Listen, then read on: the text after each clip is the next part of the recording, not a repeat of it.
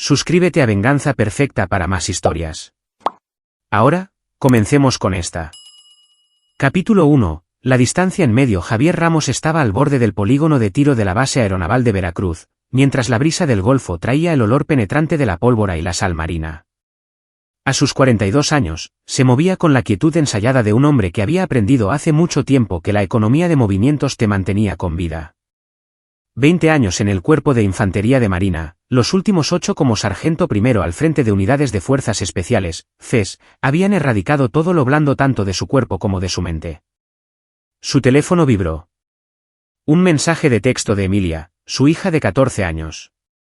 «Papá, ¿puedo ir a quedarme contigo este fin de semana, por favor?» Javier sintió un dolor familiar en el pecho. 3 años desde el divorcio, y cada mensaje de Emilia todavía se sentía como un salvavidas lanzado a través de una distancia imposible.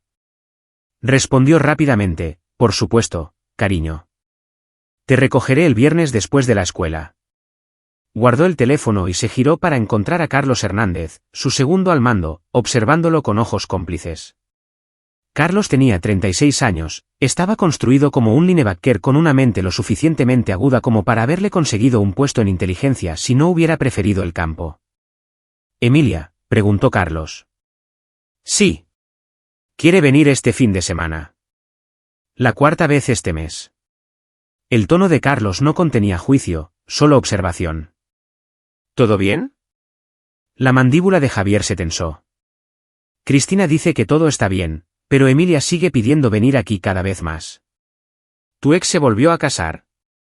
«No, pero ha estado saliendo con alguien desde hace unos 6 meses. Un tipo llamado Mauricio Beltrán. Emilia no habla mucho de él». Carlos asintió lentamente. «Los niños son más listos de lo que creemos. Saben cuando algo anda mal antes que nosotros». Si Javier observó el sol hundirse hacia el horizonte. «Eso es lo que me preocupa». El divorcio había sido inevitable, en retrospectiva. Cristina Cortés había recuperado su apellido de soltera a los pocos meses, se había casado con un infante de marina de 22 años recién salido de la formación de oficiales. Ella tenía 20, trabajaba como recepcionista médica en Boca del Río con sueños de formar una familia y construir una vida normal. Pero lo normal era imposible con un hombre cuya descripción del trabajo incluía infiltrarse en territorio hostil y realizar incursiones de acción directa. Javier se había perdido el nacimiento de Emilia, atrapado detrás de las líneas enemigas en una operación en la Sierra de Sinaloa. Se perdió sus primeros pasos, su primer día de escuela, innumerables mañanas de Navidad. Regresaba de los despliegues como un extraño en su propia casa, cargando sombras que Cristina podía ver y heridas que no podía explicar. Las discusiones comenzaron siendo pequeñas. Cristina quería que dejara el cuerpo, que aceptara un trabajo de oficina, que estuviera presente. Javier intentó explicar que ser un infante de marina no era lo que hacía, era quien era. El acuerdo nunca llegó. La distancia entre ellos creció hasta convertirse en un abismo que ninguno podía cruzar. Cuando finalmente firmaron los papeles, Cristina había sido razonable con la custodia. Sabía que Javier amaba a Emilia con fiereza, aunque le costara demostrarlo como lo haría un padre civil. Custodia compartida, con Emilia viviendo principalmente con Cristina en Boca del Río mientras Javier la tenía fines de semana alternos y durante todo el verano. Durante 2 años, funcionó. Entonces Cristina conoció a Mauricio Beltrán. El viernes por la tarde, Javier se detuvo frente a la casa de Cristina en su Ford F-250 negra. El vecindario era de clase media, cómodo, casas en fraccionamientos con pequeños patios, canastas de baloncesto en las entradas de los coches, banderas mexicanas en los porches. La casa de Cristina estaba al final de una calle cerrada, el césped un poco descuidado. Emilia salió disparada por la puerta principal antes de que él hubiera aparcado por completo, con la mochila rebotando en sus hombros. Estaba creciendo demasiado rápido, ya más alta que su madre, con el pelo oscuro de Javier y los ojos expresivos de Cristina. Pero algo era diferente hoy. La sonrisa no le llegaba del todo a los ojos. «Hola, papá». Le rodeó con los brazos, abrazándolo más tiempo de lo habitual. «Hola, pequeña». Estudió su rostro. «¿Estás bien?» «Sí, solo te extrañaba». Se apartó, mirando hacia la casa. «¿Podemos irnos?» ¿No quieres despedirte de tu mamá? No está aquí. Está en casa de Mauricio. Javier sintió una punzada de irritación. Sabía que venía a recogerte. Lo sé. Emilia se subió a la camioneta rápidamente, como si estuviera ansiosa por irse. Mientras se alejaban, Javier divisó un Dodge Charger plateado aparcado al otro lado de la calle, con las ventanillas polarizadas. Algo en él no le cuadraba. Pero antes de que pudiera procesar la sensación, Emilia ya estaba parloteando sobre su semana en la escuela, y él se dejó llevar por sus historias. Esa noche, en su apartamento en la base, pidieron pizza y vieron películas, su ritual. Pero Javier notó cómo Emilia seguía revisando su teléfono, su expresión se tensaba cada vez. ¿Pasa algo?, preguntó durante un corte comercial. Emilia dudó. Mamá ha estado actuando raro últimamente. ¿Raro cómo? Simplemente está diferente, más nerviosa. Mauricio está mucho por casa ahora. O sea, todo el tiempo. ¿No te cae bien? Emilia eligió sus palabras con cuidado. Es amable conmigo cuando mamá está cerca. Pero cuando no está. Se interrumpió. Los instintos de Javier, perfeccionados por años de leer el comportamiento enemigo, se pusieron en alerta máxima. Pero cuando no está, ¿qué? Simplemente dice cosas raras, como comentarios sobre mi aspecto o lo que llevo puesto. Y tiene estos amigos que vienen a veces. Beben mucho y hacen mucho ruido. ¿Alguna vez te ha tocado de forma inapropiada? No, nada de eso. Es solo la forma en que me mira a veces. Me hace sentir incómoda. Javier mantuvo la voz serena, aunque la furia crecía detrás de sus costillas. ¿Por qué no se lo has contado a tu mamá? Lo intenté. Dijo que estaba siendo dramática. Que Mauricio solo intenta ser amable y que no le estoy dando una oportunidad. La voz de Emilia se quebró. Le gusta mucho, papá. No quiero arruinarle las cosas. Emilia, escúchame. Javier se giró para mirarla de frente. Tu seguridad y tu comodidad son más importantes que los sentimientos de nadie, incluidos los de tu madre. Si este tipo te hace sentir incómoda, eso importa. Promete que no armarás un escándalo. No quiero que mamá se enfade conmigo. Javier lo prometió, pero ya estaba haciendo planes. El lunes a primera hora, tendría una conversación con Cristina. Y si eso no funcionaba, encontraría otra manera de encargarse de Mauricio Beltrán. Capítulo 2. Sombras a plena vista. El lunes por la mañana, Javier llamó a Cristina antes de su primera sesión de entrenamiento. Ella respondió al cuarto tono, su voz distraída. Javier, ¿está bien Emilia? Está bien. La dejé en la escuela hace una hora.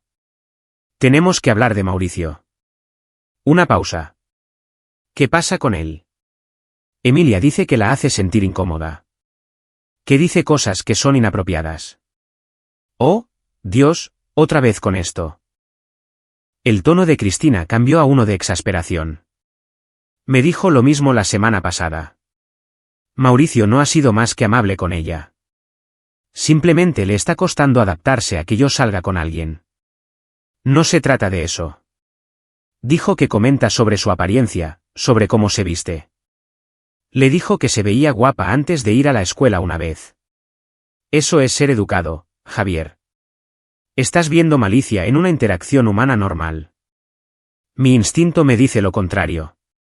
Tu instinto se ha equivocado antes.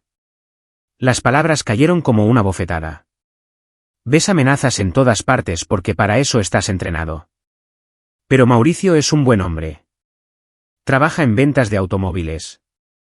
Me trata bien y ha sido paciente con Emilia aunque ella ha sido fría con él. Javier apretó el teléfono con más fuerza. Solo vigila la situación. Es todo lo que te pido. Soy su madre. No necesito que me digas cómo proteger a mi hija. Cristina colgó. Javier se quedó allí un largo momento, mirando su teléfono. Luego abrió un nuevo hilo de mensajes y escribió un nombre, Tomás Fuentes. Tomás Fuentes era sargento de personal en inteligencia, un especialista en vigilancia y recopilación de información. También era alguien que le debía la vida a Javier. Javier lo había sacado de una emboscada en Michoacán 7 años atrás, recibiendo metralla en el proceso. Necesito un favor. Asunto personal. ¿Tienes tiempo para un café? La respuesta llegó en minutos. Siempre. Di dónde. Se encontraron en un restaurante en Boca del Río, con Tomás deslizándose en el reservado frente a Javier con su habitual sonrisa fácil. Era delgado y enjuto, con un tipo de rostro anodino que lo hacía perfecto para el trabajo de inteligencia. ¿Qué pasa?, preguntó Tomás después de que hubieran pedido. Javier se lo explicó todo, la incomodidad de Emilia, el desdén de Cristina, sus propios instintos gritando peligro. Tomás escuchó sin interrumpir, su expresión se tornó seria. ¿Quieres que investigue a este tipo, a Mauricio? Antecedentes completos. Todo. Empleo, finanzas, historial criminal, socios. Necesito saber quién es. Si encuentro algo, entonces me encargaré. Tomás asintió. Dame 72 horas. La llamada llegó el jueves por la noche. Javier estaba revisando informes de entrenamiento cuando su teléfono se iluminó con el número de Tomás. Dime, respondió Javier. Mauricio Beltrán es una mala noticia. La voz de Tomás era sombría. Su nombre real es Mauricio Beltrán Garza, 38 años. Sí trabaja en ventas de automóviles, pero es principalmente una tapadera. El tipo tiene un historial juvenil que fue sellado. Cargos de agresión cuando tenía 17. Como adulto, ha sido arrestado 2 veces por violencia doméstica. Una vez por posesión con intención de distribuir. Negoció una rebaja de la pena cada vez. La mano de Javier se apretó en el teléfono. ¿Socios actuales? Ahí es donde se pone interesante. Se junta con un grupo. Leo Domínguez y Gay Herrera. Ambos tienen antecedentes. Domínguez cumplió condena por robo a mano armada. Herrera por agresión agravada. No son peces gordos, pero están conectados con gente bastante desagradable. Se dice que se dedican a la distribución de drogas a pequeña escala, quizás algo de usura. Y Cristina no tiene ni idea. Aparentemente no. Beltrán es bueno aparentando normalidad. Mantiene su vida criminal separada de su vida legítima. Tomás hizo una pausa. Hay más. Encontré algo en sus redes sociales, bastante bien escondido, pero ahí está. Fotos de chicas adolescentes. Nada ilegal en sí mismo, pero la forma en que habla de ellas en mensajes privados. El asco de Tomás era palpable. El tipo es un depredador, Javier. Se siente atraído por madres solteras con hijas. El mundo se detuvo por completo. Envíamelo todo. Ya lo hice. Revisa tu correo electrónico cifrado. La voz de Tomás se suavizó. ¿Qué vas a hacer? Lo que sea necesario. Javier pasó los 2 días siguientes construyendo un caso. La información de Tomás era condenatoria, pero necesitaba más. Necesitaba algo lo suficientemente concreto como para obligar a Cristina a ver la verdad. Contactó a Roberto Reyes, otro miembro de su unidad que tenía amigos en la policía local. Roberto tenía 34 años, era metódico y paciente, con conexiones en los departamentos de policía de todo el estado de Veracruz. ¿Puedes darme información sobre la vigilancia actual de Mauricio Beltrán?, preguntó Javier. Nada oficial. Solo mira si alguno de tus amigos en la Policía Municipal de Boca del Río lo está vigilando. Roberto hizo algunas llamadas. La respuesta llegó en horas. La Policía Municipal de Boca del Río tenía a Beltrán en su radar como parte de una investigación más amplia sobre redes de distribución de drogas, pero aún no tenían suficiente para un arresto. Estaban construyendo un caso. Se están moviendo lentamente, informó Roberto, tratando de ascender en la cadena. Beltrán es un intermediario, no el pez gordo. ¿Cuánto tardarán en actuar? Podrían ser meses, quizás más. Javier no tenía meses. Emilia vivía en esa casa, expuesta a Beltrán y sus socios. Cada día era un riesgo. Tomó una decisión. El viernes por la tarde, volvió a llamar a Cristina. Tengo información sobre Mauricio que necesitas ver, dijo sin preámbulos. Javier, por favor, no empieces. Tiene antecedentes penales. Violencia doméstica, cargos por drogas. Se junta con gente peligrosa. Tengo la documentación. ¿Importa? Es la verdad. Puedo probarlo. Silencio. Luego, ¿de dónde sacaste esto? ¿Importa? Es la verdad. Puedo probarlo. Hiciste que alguien lo investigara. La voz de Cristina se elevó. No tenías derecho. Tengo todo el derecho cuando se trata de la seguridad de Emilia. Eres paranoico y controlador. Es exactamente por eso que nos divorciamos. Pero la incertidumbre se colaba en su voz ahora. Envíame lo que tienes. Javier lo hizo. 1 hora más tarde, su teléfono sonó. Parte de estos son antecedentes juveniles sellados, dijo Cristina en voz baja. ¿Cómo lo conseguiste? Tengo mis recursos. Cristina, este hombre es peligroso. Tienes que terminar esta relación. Hablaré con él. Le preguntaré sobre esto. No lo hagas. La palabra salió cortante. Si es tan peligroso como creo, confrontarlo podría empeorar las cosas. Simplemente déjalo. Invéntate una excusa si es necesario. Puedo manejar mis propias relaciones, Javier. ¿Puedes? Porque desde mi punto de vista, estás poniendo a nuestra hija en riesgo por un hombre que apenas conoces. Cristina volvió a colgar, pero esta vez Javier pensó que la había convencido. Estaba equivocado. Capítulo 3. La llamada el sábado por la mañana. Cristina le envió a Javier un mensaje seco: hablé con Mauricio. Lo explicó todo. Viejos errores, malas influencias, pero ha cambiado. Le creo.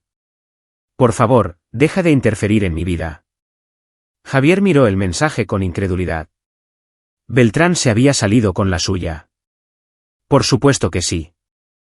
Los depredadores siempre eran encantadores, siempre tenían explicaciones. Intentó llamar. Cristina no respondió. Envió mensajes. Sin respuesta. Para el domingo, había bloqueado su número para todo excepto para los contactos de emergencia relacionados con Emilia. Carlos lo encontró en el gimnasio esa noche, desahogando su frustración con un saco de boxeo pesado. Parece que estás a punto de matar a alguien, observó Carlos. Javier lanzó una combinación jab, cruzado, gancho que hizo que el saco se balanceara violentamente. Cristina no escucha. Beltrán la tiene convencida de que se ha reformado. Entonces, ¿cuál es tu jugada? No tengo ninguna. No puedo conseguir una orden de alejamiento con lo que tengo. Es todo circunstancial.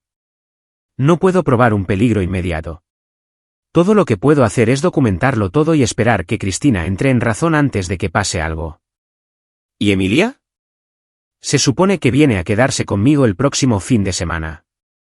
Hablaré con ella entonces, veré si las cosas han empeorado. Carlos lo observó lanzar otra combinación. ¿Alguna vez has pensado en simplemente llevártela? ¿Mantenerla aquí? Todos los días. Pero eso es secuestro. Perdería la custodia permanentemente. Probablemente acabaría en la cárcel. Entonces Emilia se quedaría atrapada allí sin nadie que la protegiera. Sistemas, murmuró Carlos. Sí. Javier golpeó el saco de nuevo. Pero es el sistema que tenemos. La semana se hizo eterna.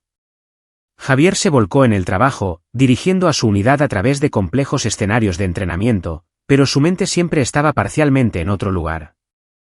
Llamaba a Emilia todas las noches, escuchando atentamente el tono de su voz, buscando señales de angustia.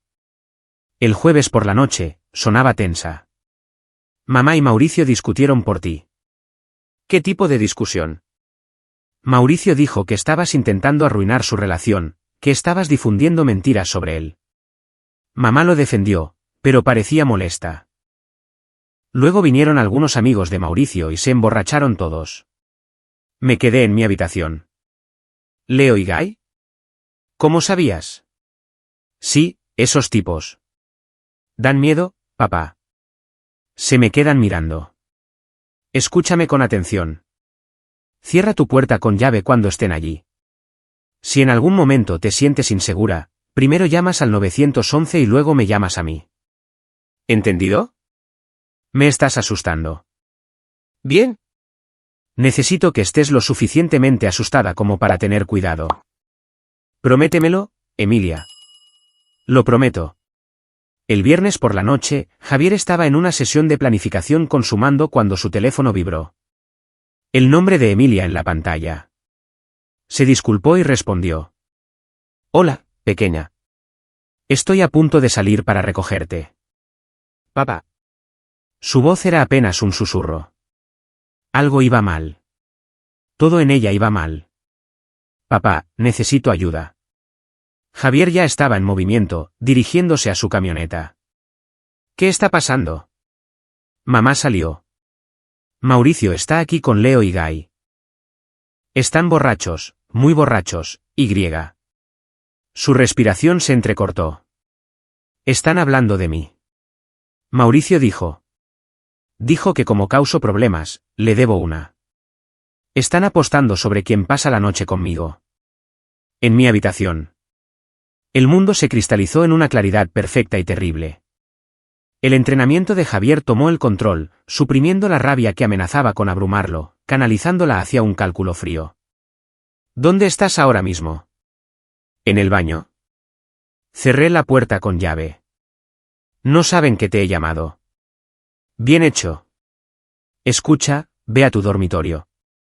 Cierra esa puerta con llave. Empuja tu cómoda delante de ella si puedes. Necesito que te atrinchera. Papá. Mauricio dijo que estás a miles de kilómetros, que no puedes ayudarme. Su voz se quebró. Oí a uno de ellos reírse. Dijo que me abandonaste. No te abandoné, y estoy a 23 minutos.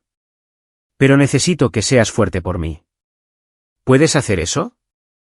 Sí. Ve. Enciérrate. Ya voy. La oyó moverse, oyó abrirse la puerta del baño. Luego una voz masculina de fondo, arrastrada y fea. ¿A dónde vas, cariño? La fiesta acaba de empezar. 10 minutos, le dijo Javier, aunque era imposible. Aguanta 10 minutos. Colgó e inmediatamente llamó a Carlos.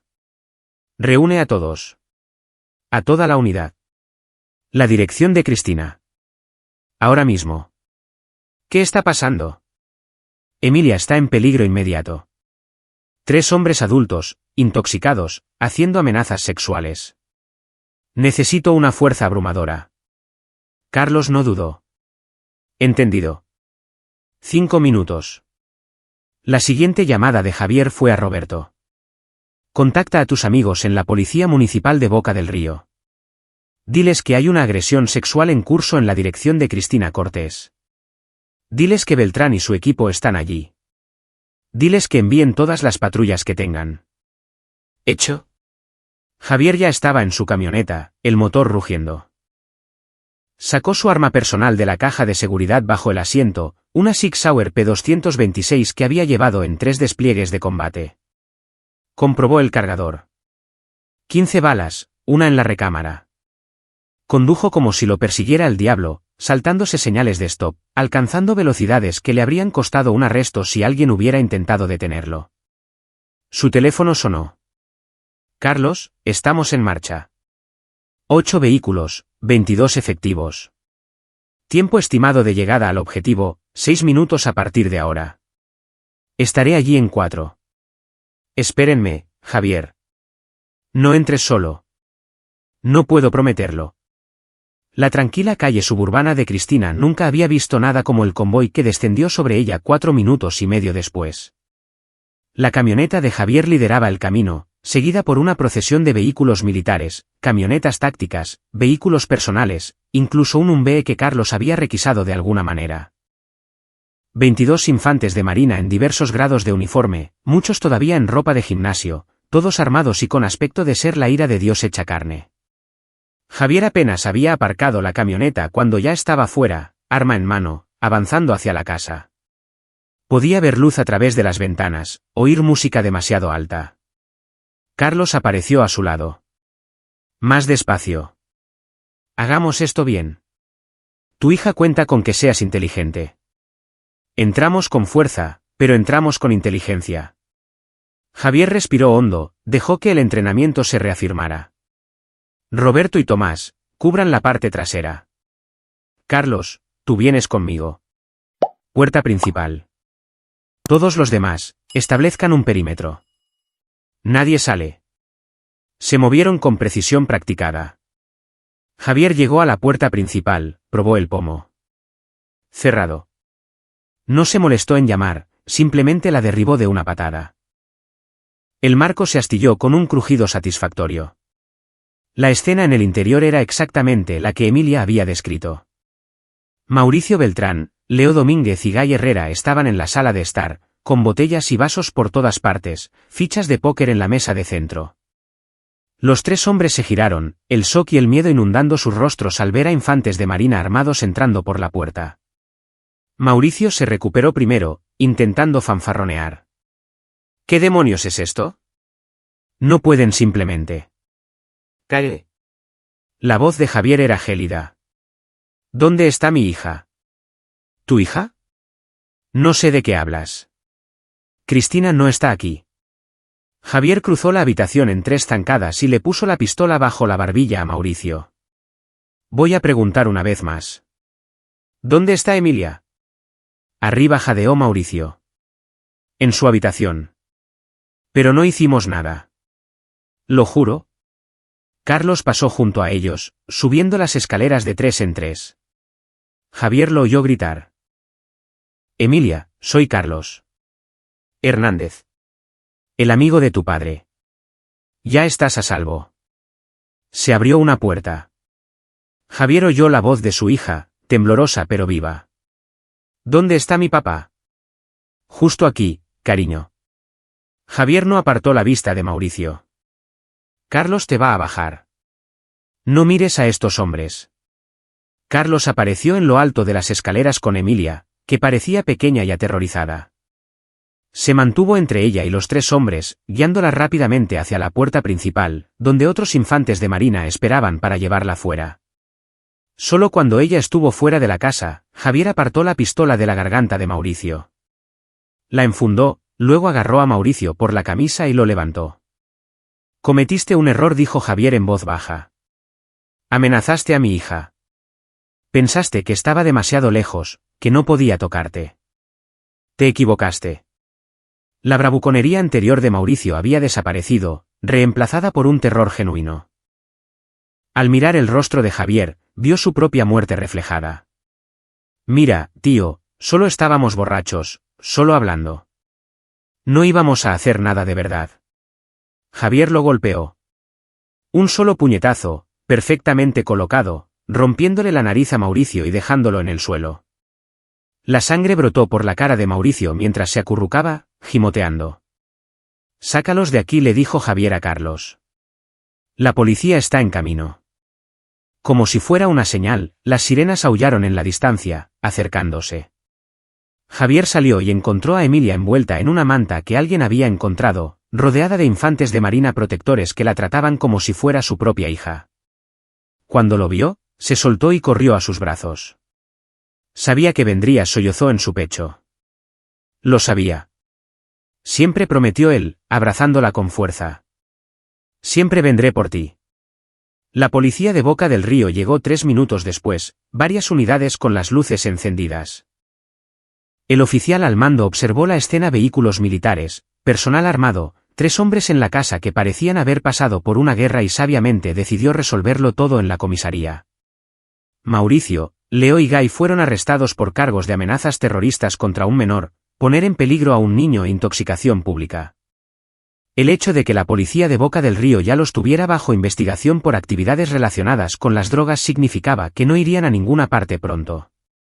Cristina llegó 20 minutos después, aterrorizada.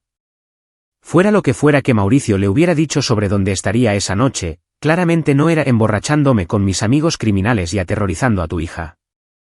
La escena que siguió fue desagradable. Cristina intentó defender a Mauricio al principio, debe haber un malentendido, hasta que uno de los oficiales la apartó y le explicó exactamente lo que había sucedido, lo que su hija había oído. Lo que habría sucedido si Javier no hubiera llegado. Javier observó cómo la comprensión la golpeaba, vio su rostro desmoronarse. Lo miró a través del césped y, por primera vez en años, vio un remordimiento real en sus ojos. Pero era demasiado tarde para disculpas. Emilia estaba de pie junto a él, todavía temblando, y nada de lo que Cristina dijera cambiaría lo que casi había sucedido bajo su techo. Capítulo 4. Consecuencias y despertar. Las salas de interrogatorios de la Policía Municipal de Boca del Río olían a café rancio y a limpiador industrial. Javier se sentó en una mientras Emilia daba su declaración en otra con una defensora de víctimas y una detective presentes. Había insistido en que se grabara todo, cada palabra que Emilia dijera, cada detalle de las amenazas que había oído. La detective María Benítez manejó el interrogatorio de Emilia con una paciencia impresionante.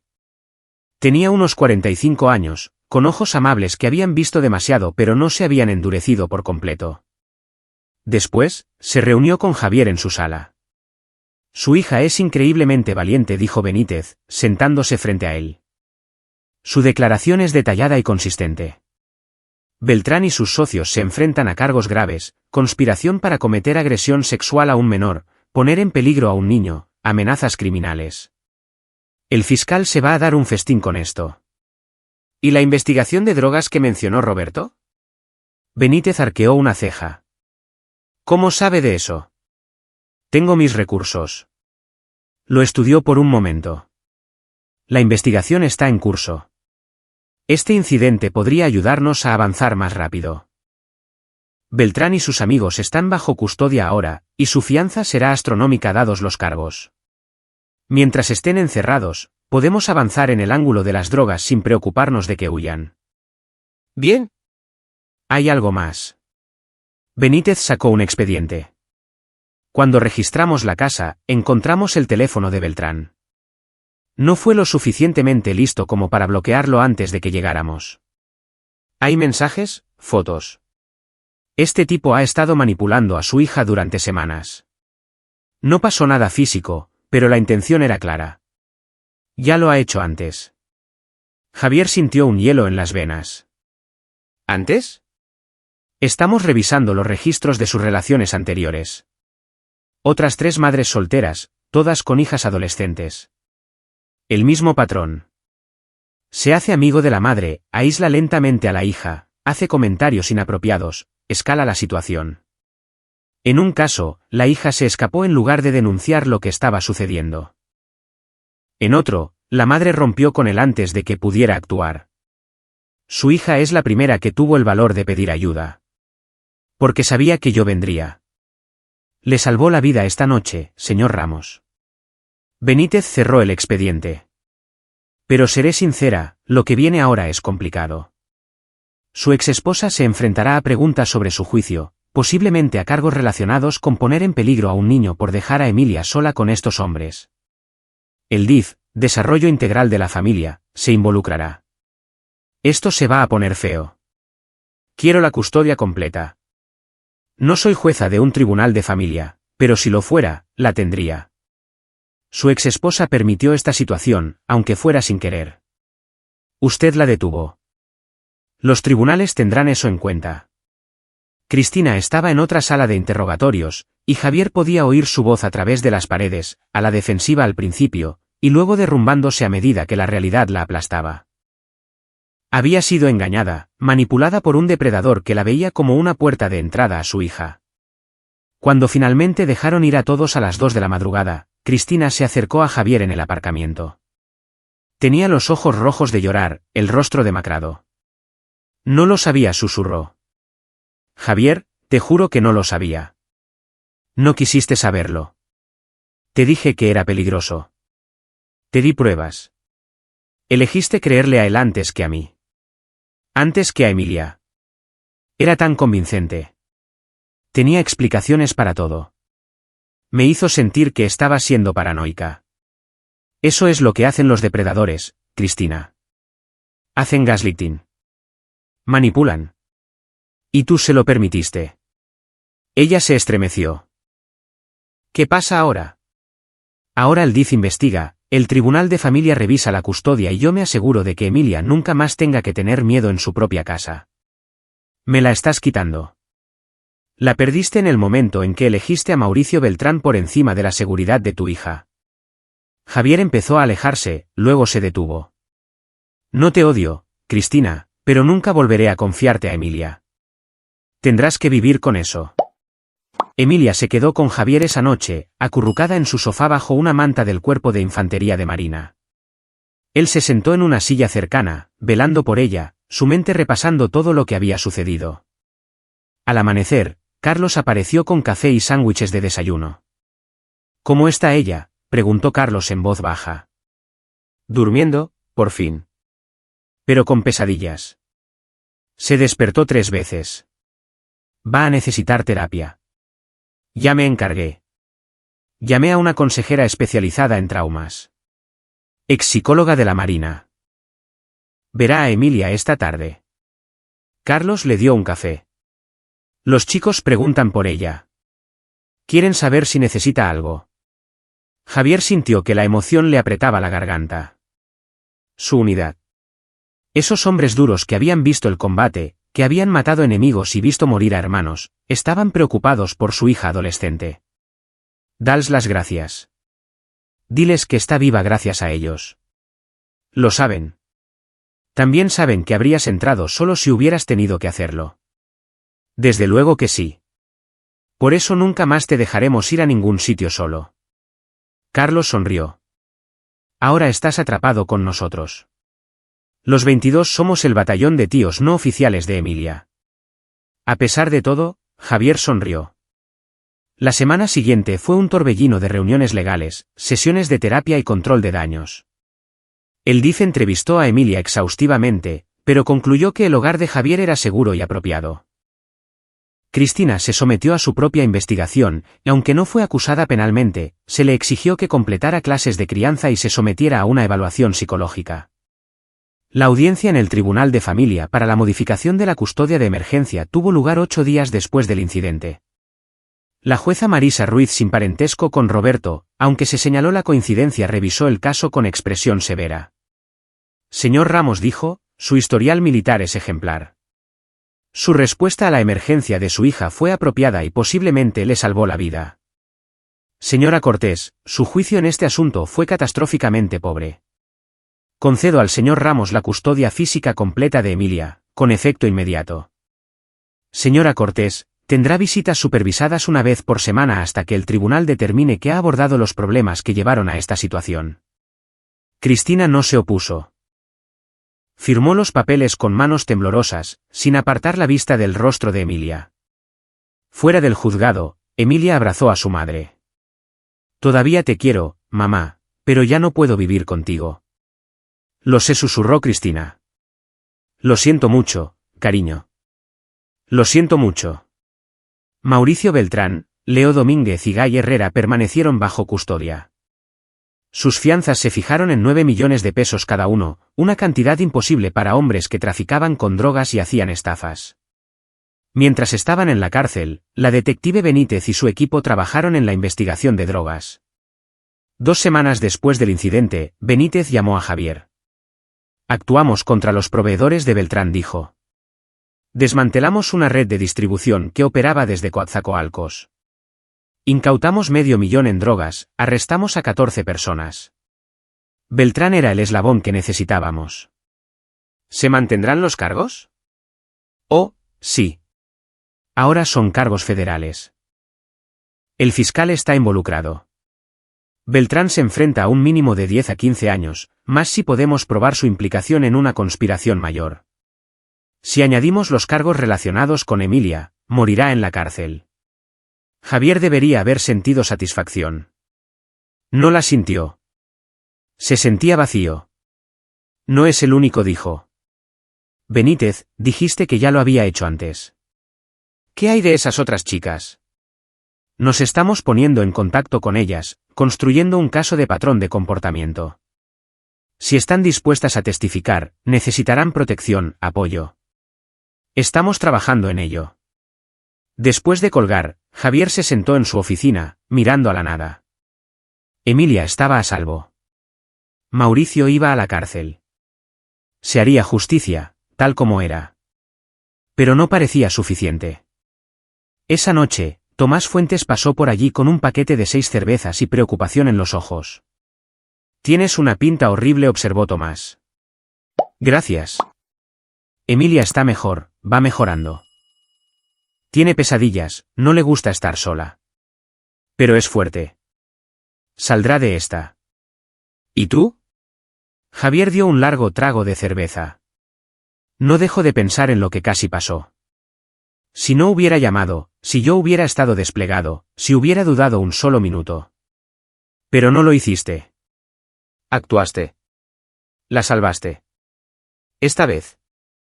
¿Pero qué hay de todas las otras chicas a las que Beltrán atacó?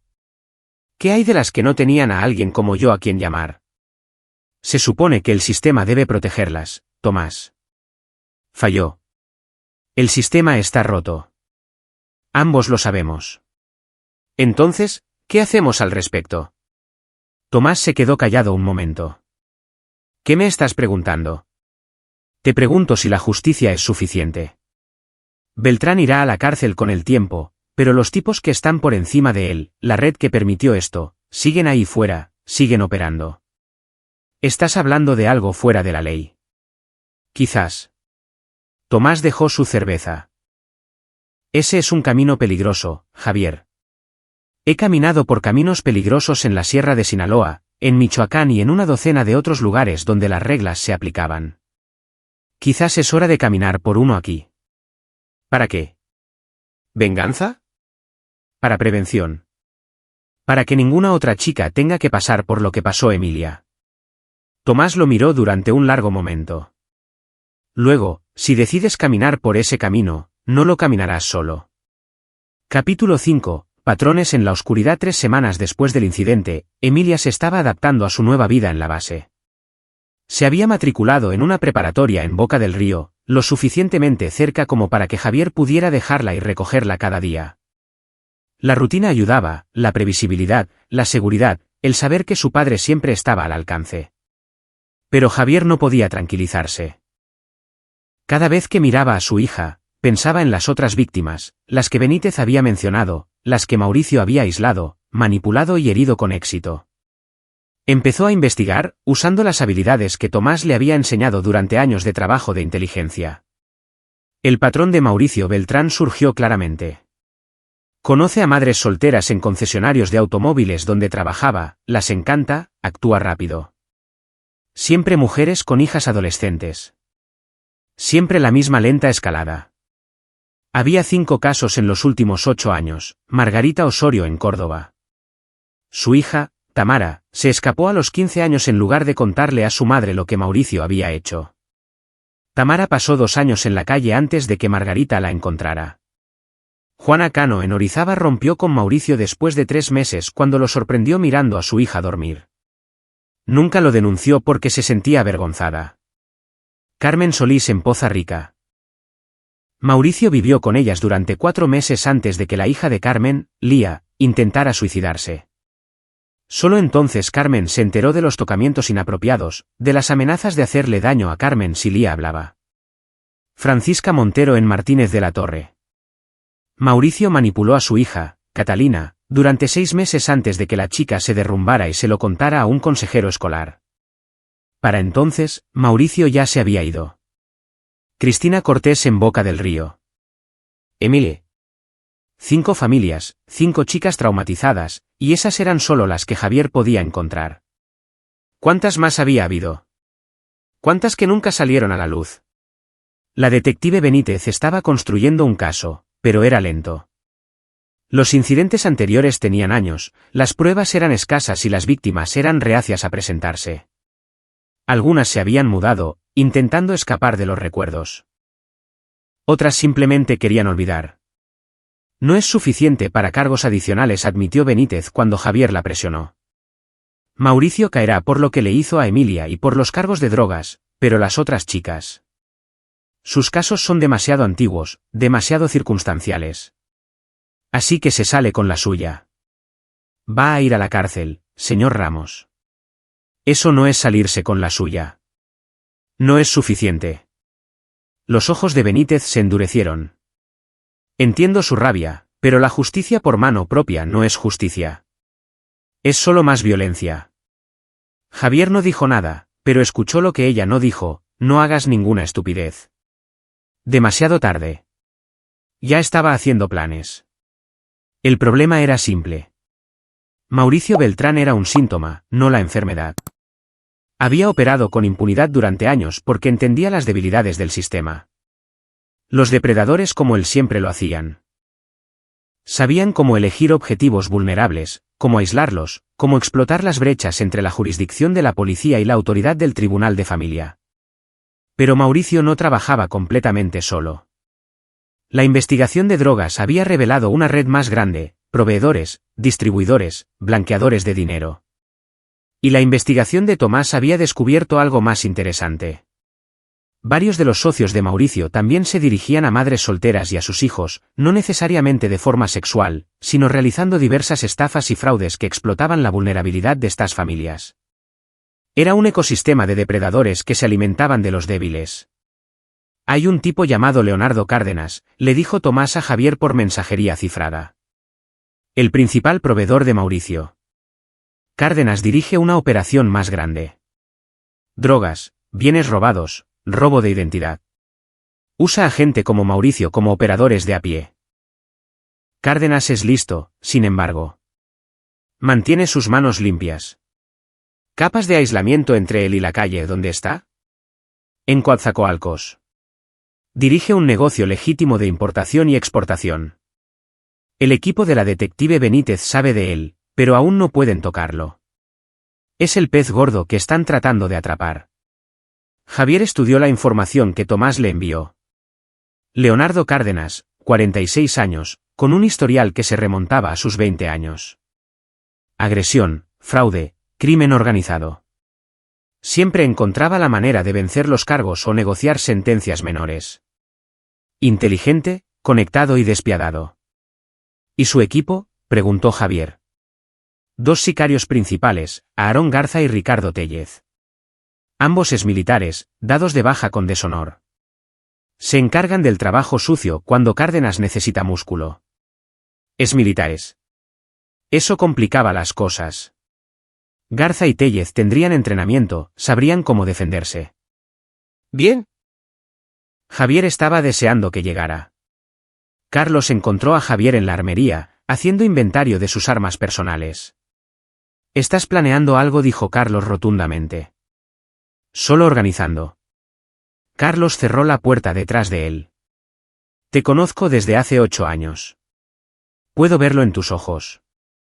No estás durmiendo, apenas comes, y estás haciendo eso de quedarte callado e intenso.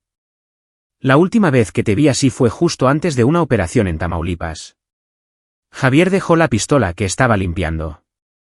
Mauricio Beltrán hirió a 5 chicas que sepamos, probablemente más. El hombre que lo permitió, que lo protegió, sigue ahí fuera, sigue operando, sigue hiriendo a gente. Y la ley se está encargando de ello. La ley es lenta. Cárdenas sigue libre, sigue dirigiendo su operación. ¿Cuántos niños más resultarán heridos mientras esperamos que el sistema funcione? Entonces, ¿cuál es tu plan? ¿Matarlo? Eso te convierte en un asesino. No quiero matarlo, la voz de Javier era fría. Quiero desmantelar toda su operación. Quitarle su dinero, su protección, su poder. Dejarlo expuesto para que la ley finalmente pueda tocarlo. Carlos se quedó callado un momento. Eso sigue siendo ilegal. Lo sé. Podrías perderlo todo. Tu carrera, tu libertad, a Emilia. También lo sé. Entonces, ¿por qué? Porque Emilia tuvo suerte. Me tenía a mí. Las otras chicas no. Alguien tiene que parar esto, Carlos. Si no soy yo, entonces ¿quién? Carlos suspiró. Si vas a hacer esto, tienes que ser inteligente. Muy inteligente. Sin medias tintas. Lo sé. Y necesitarás ayuda. No puedes acabar con una red criminal solo. Javier levantó la vista. No te lo estoy pidiendo. Yo tampoco te lo estoy pidiendo. Me salvaste la vida en el Triángulo Dorado. Es hora de devolver el favor. Carlos acercó una silla. Cuéntame el plan. El plan tomó forma durante la semana siguiente. Roberto Reyes se unió después de que Carlos lo trajera, y Tomás ya estaba comprometido.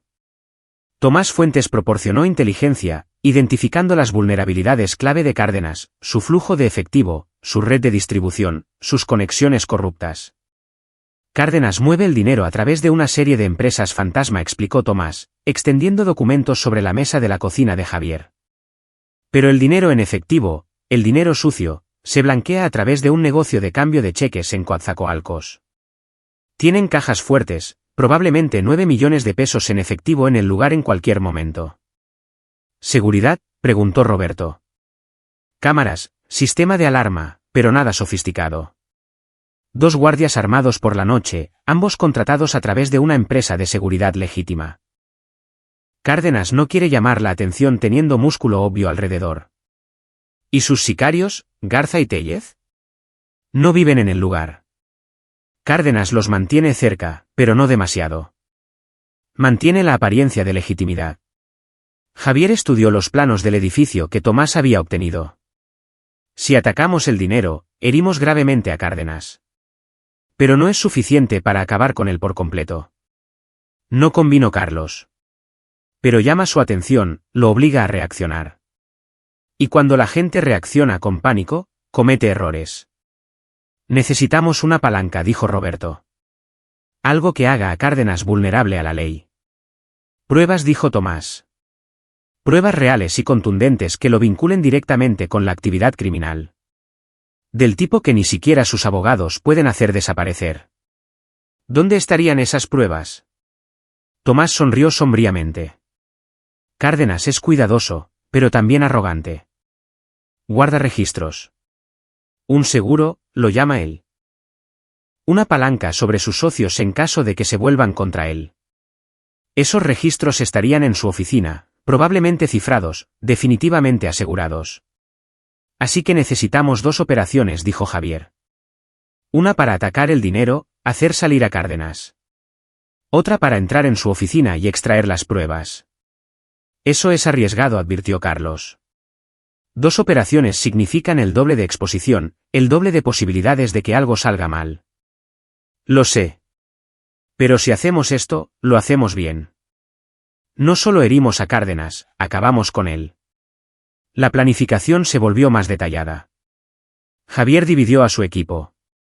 Carlos y Roberto atacarían el negocio de efectivo, creando caos y atrayendo la atención de Cárdenas. Tomás proporcionaría apoyo de inteligencia y coordinación. Javier iría personalmente a por la oficina de Cárdenas. ¿Qué hay de Garza y Tellez?, preguntó Roberto. Responderán al golpe del efectivo. Podría ser un problema. Que respondan, dijo Carlos. Entraremos y saldremos antes de que lleguen. ¿Y si aparecen? Palmeó su arma. No estamos precisamente desprevenidos. ¿Reglas de enfrentamiento?, preguntó Tomás. La voz de Javier era plana. No matar a menos que sea absolutamente necesario para la autodefensa. No somos asesinos. Pero cualquiera que se interponga entre nosotros y la finalización de la misión, caerá con fuerza. ¿Entendido? Todos asintieron. Nos movemos en 3 días, dijo Javier. El viernes por la noche. Cárdenas suele trabajar hasta tarde y su seguridad es ligera, por no decir escasa. Tomás, necesito todo lo que puedas conseguir sobre el diseño de su oficina, los sistemas de alarma y su horario. Ya estoy en ello. Roberto, Carlos, tracen las rutas de entrada y salida para el negocio de efectivo. Planean para las complicaciones. Entendido. Y caballeros, Javier los miró a cada uno. Después de esto, no hay vuelta atrás. Si hacemos esto y nos atrapan, caemos todos. ¿Alguien quiere retirarse? Ahora es el momento. Nadie se movió. Muy bien, entonces Javier se permitió una sonrisa sombría. Vamos de caza. Capítulo 6. El golpe al dinero. La noche del viernes llegó fría y despejada. Javier estaba en el aparcamiento de un centro comercial cerrado, observando a su equipo hacer los preparativos finales.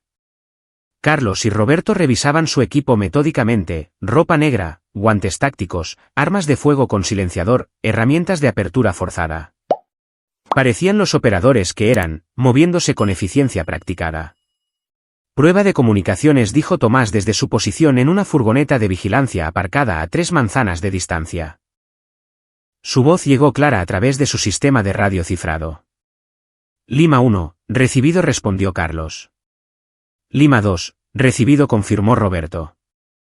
Alfa 1, recibido, dijo Javier. Vigilancia os tiene a todos. El edificio objetivo muestra 2 guardias de seguridad de servicio, ambos en la oficina principal. El vehículo de Cárdenas está en su plaza de aparcamiento en el complejo de oficinas. Garza y Tellez están en un bar en Jalapa. Los estamos monitoreando. Hora de moverse, dijo Javier. El negocio de cambio de cheques estaba en un distrito comercial deteriorado, apretujado entre una lavandería y una casa de empeños cerrada. Durante el día, atendía a clientes legítimos. Pero por la noche, se convertía en otra cosa, una casa de contabilidad para el dinero sucio de Cárdenas. Carlos y Roberto se acercaron desde ángulos diferentes, usando las sombras y los puntos ciegos para evitar las cámaras de seguridad que Tomás había identificado. El sistema de alarma era sofisticado, pero no de grado militar. Roberto sacó un dispositivo de anulación técnicamente ilegal, prácticamente invaluable, y lo conectó a la caja de conexiones externa. Alarmas en bucle, susurró Roberto. El sistema cree que todo está normal. Se dirigieron a la entrada trasera. Carlos examinó la cerradura, luego sacó un juego de ganzúas delgadas. 30 segundos después, la puerta se abrió en silencio. Dentro, el olor a café viejo y a billetes. Se movieron por el pasillo trasero, despejando habitaciones con precisión practicada. El edificio era pequeño, área principal de clientes, oficina y una trastienda donde se hacía el verdadero negocio. Los guardias de seguridad estaban viendo una película en la oficina, con los pies en alto, completamente relajados. Nunca vieron venir a Carlos y Roberto. 2 disparos silenciados, cada uno proyectiles de beanbag, no letales pero devastadores.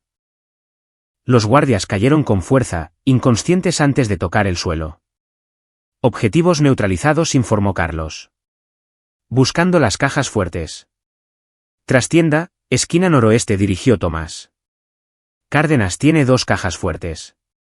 Una es un señuelo. La real está empotrada en el suelo debajo del escritorio.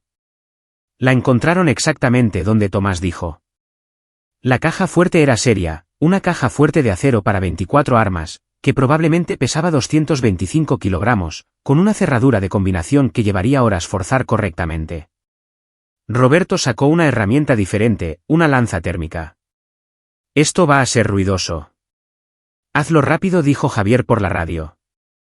Estaba a casi 5 kilómetros de distancia, vigilando el edificio de oficinas de Cárdenas.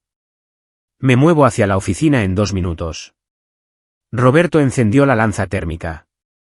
El soplete de corte ardía a más de 2700 grados, devorando el acero de la caja fuerte como si fuera mantequilla. Saltaron chispas, el humo llenó la habitación y el ruido fue tremendo, pero funcionó.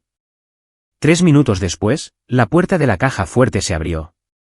Dentro, fajos de billetes, sujetos con gomas elásticas y organizados. Mucho dinero. El premio gordo, respiró Carlos. Tomás, tenías razón. Debe haber 9 millones de pesos aquí. Empacadlo todo, ordenó Javier. Cargadlo en el vehículo. Tenéis unos 5 minutos antes de que alguien responda al ruido. Javier se acercó al edificio de oficinas de Cárdenas desde el sur, manteniéndose en la sombra. El complejo de oficinas estaba mayormente vacío a las 11 de la noche. Unos pocos coches en el aparcamiento, algunas luces encendidas, pero nada inusual. El negocio de importación y exportación de Cárdenas ocupaba todo el 3er piso. Tomás lo había mapeado obsesivamente: la oficina privada de Cárdenas, la sala de conferencias, el almacenamiento de registros y un área de recepción. La seguridad era más ligera aquí que en el negocio de efectivo. Cárdenas confiaba en la sutileza en la oficina, en la brutalidad en la calle. Javier entró por una entrada de servicio que Tomás había identificado, evitando las cámaras de seguridad frontales. El sistema de alarma cedió a los códigos de anulación de Tomás, y Javier estuvo dentro en 90 segundos. Alfa 1 está dentro, informó en voz baja. Copiado, respondió Tomás. Cárdenas está en su oficina, puerta cerrada. No hay movimiento en otros pisos. Garza y Tellez acaban de salir del bar. Se dirigen hacia el negocio de efectivo. ¿Cuánto tardarán en llegar allí? 12 minutos, más o menos. Carlos, Roberto, ¿copiáis eso? Estamos cargando lo último ahora, dijo Carlos, la tensión evidente en su voz. 2 minutos más y estamos en movimiento. Que sea 1 minuto. Javier se movió por el oscuro complejo de oficinas como un fantasma. Años de práctica en entornos mucho más peligrosos hacían que esto fuera casi fácil. Llegó a la oficina de Cárdenas y se detuvo fuera de la puerta, escuchando. Cárdenas estaba al teléfono, su voz se oía a través de las paredes. No me importa cuál sea tu excusa. El envío debía llegar ayer. Soluciónalo o busca un nuevo proveedor. Javier probó la puerta. Cerrada, pero era una cerradura de oficina interior, diseñada para la privacidad, no para la seguridad. Deslizó una ganzúa en el mecanismo y sintió como los pestillos cedían. Cárdenas estaba en su escritorio, de espaldas a la puerta, todavía discutiendo por teléfono. Era un hombre grande, 1,88 metros, quizás 113 kilogramos, con la complexión de alguien que una vez fue fuerte pero se había dejado ablandar. Su escritorio estaba impecable, el portátil abierto, los papeles organizados con precisión. Javier esperó a que Cárdenas colgara, luego entró y cerró la puerta detrás de él. El suave clic de la puerta hizo que Cárdenas se girara. Su rostro pasó de la molestia a la confusión y al miedo en rápida sucesión. ¿Quién demonios eres? La mano de Cárdenas se movió hacia un cajón del escritorio. No lo hagas. La voz de Javier era suave pero absoluta. Su mano descansaba sobre el arma enfundada a su costado, sin llegar a desenfundarla, pero dejando clara la amenaza. Las manos donde pueda verlas. Cárdenas levantó las manos lentamente. Su miedo estaba siendo reemplazado por el cálculo. Javier podía verlo suceder, la mente del depredador trabajando en escenarios. Estás cometiendo un error, dijo Cárdenas. ¿Tienes idea de quién soy? ¿De lo que puedo hacerte? Sé exactamente quién eres, Leonardo. Eres un depredador que se aprovecha de familias vulnerables. Permites a hombres como Mauricio Beltrán. Te beneficias de la miseria de otras personas. El reconocimiento parpadeó en el rostro de Cárdenas. Eres el tipo del ejército. El que arruinó mi operación en Boca del Río. Así es. Soy Javier Ramos, y estoy aquí para acabar contigo. ¿Crees que puedes simplemente entrar aquí y... Tu negocio de efectivo está siendo robado ahora mismo. 9 millones de pesos, desaparecidos. Tus sicarios están a punto de llegar a un edificio vacío. Y yo estoy aquí por algo más valioso que el dinero. La compostura de Cárdenas se quebró. ¿Qué? Tus archivos de seguro. Los registros que guardas sobre tus socios. Todas las pruebas que has estado recopilando, pensando que te hacen estar a salvo. Nunca los encontrarás. No tengo que encontrarlos. Vas a dármelos. Cárdenas se rió, pero fue forzado. ¿O qué? Javier sacó su teléfono y le mostró a Cárdenas una foto, el interior de la caja fuerte, el dinero siendo cargado en bolsas. O me aseguraré de que todo el mundo sepa que dejaste que esto pasara. ¿Cuánto tiempo crees que tus socios confiarán en ti después de que descubran que 9 millones de pesos acaban de desaparecer? ¿Cuánto tiempo antes de que empiecen a preguntarse si lo robaste tú mismo? La sangre desapareció del rostro de Cárdenas. No puedes. Ya lo hice. Ahora, los archivos. Tienes 30 segundos antes de que salga de aquí y me asegure de que esto se tuerza para ti de todas las formas posibles. Las manos de Cárdenas temblaban mientras abría el portátil, tecleaba una contraseña y navegaba hasta una carpeta cifrada. Si estos archivos se hacen públicos, morirá gente. Mi gente, tu gente. No importa. Qué bueno que no se van a hacer públicos, entonces. Van a la FGR, a la AIC y a la detective María Benítez de la Policía Municipal de Boca del Río. Deja que la ley se encargue de tu póliza de seguro. Estás loco. ¿Crees que esto te convierte en un héroe? No. Me convierte en un padre que ha tenido suficiente. Javier conectó una unidad USB. Descárgalo todo. Cárdenas dudó, luego obedeció.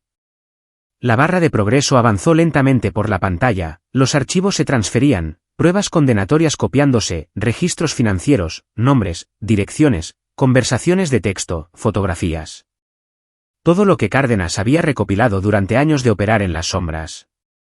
Hecho, dijo Cárdenas finalmente. Javier sacó la unidad, la guardó. Ahora el disco duro. ¿Qué? Sácalo. No voy a dejar ninguna copia. La mandíbula de Cárdenas se tensó, pero obedeció, extrayendo el disco duro y entregándoselo. Javier lo dejó caer al suelo y lo pisoteó hasta hacerlo pedazos. Alfa 1 a todas las unidades, dijo por su radio. Paquete adquirido. Extracción en 2 minutos. Equipo Lima despejado, respondió Carlos. En ruta al punto de encuentro. Vigilancia muestra a Garza y Tellez en el negocio de efectivo, añadió Tomás.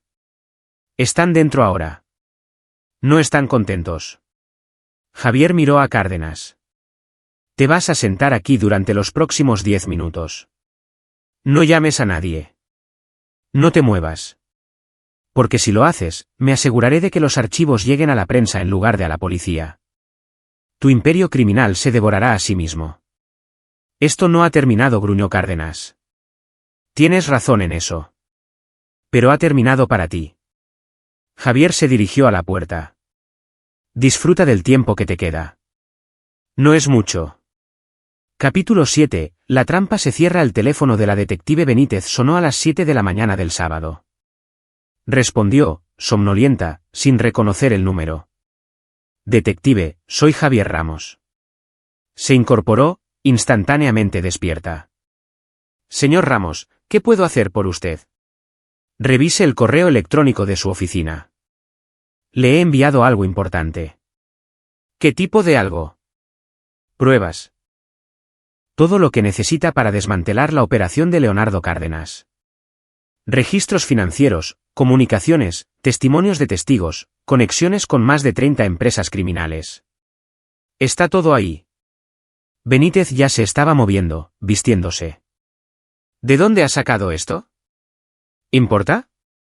Importa si no puedo usarlo en el tribunal. Cadena de custodia, señor Ramos. Si esta prueba se obtuvo ilegalmente. Fue obtenida por un ciudadano preocupado que se topó con ella. Una pista anónima, detective. Es todo lo que necesita saber. Javier. Su voz se endureció. ¿Qué hiciste? Protegí a mi hija y me aseguré de que el hombre que permitió a su atacante no pueda herir a nadie más. El resto depende de usted. Colgó.